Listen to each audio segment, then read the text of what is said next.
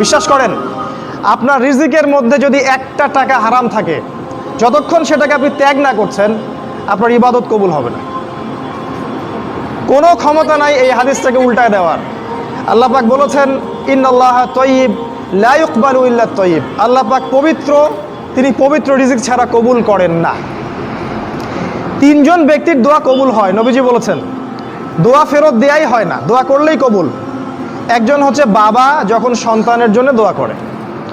2 number, যখন কোনো মুসাফির মানে সফর করছে যারা আল্লাহর পথে বা মুসাফির, তারা যখন আল্লাহর কাছে দোয়া করে, দোয়া কবুল হয়ে যায়। আরেকটা দোয়া হলো মাজলুম, কারো উপর জুলুম করা হয়েছে, এই মাজলুম যখন জালেমের বিরুদ্ধে বদদোয়া করবে, তখন দোয়া কবুল হয়ে যাবে।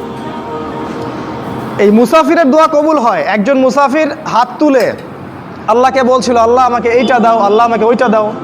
আর আমাদের নবীজি দেখে বললেন যে মুসাফিরের দোয়া কবুল হয়, কিন্তু এই ব্যক্তির দোয়া কেমন করে কবুল হবে যার খাবার হারাম, পানীয় হারাম, পোশাক হারাম, সবই হারাম। মানে রিজিক হালাল না হওয়া পর্যন্ত ইবাদত কবুল হবে না।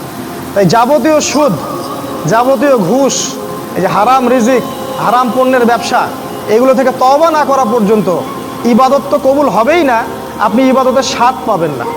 এই যে নামাজ পড়েন, রোজা রাখেন, অনেক কিছু করেন, হজ করেন, স্বাদ পান না, আত্মতৃপ্তি পান না, এর কারণ হারাম রিজিক। আর নবীজি বলেছেন, শেষ জামানার অন্যতম নিদর্শন হচ্ছে মানুষ হালাল হারামের কোনো পরোয়া করবে না, যেভাবে পারে সেভাবে টাকা উপার্জন করবে। মেরে হোক, কেটে হোক, ঘুষ খেয়ে হোক, দুর্নীতি করে হোক, টাকা চাই, টাকা, অর্থ সম্পদ চাই।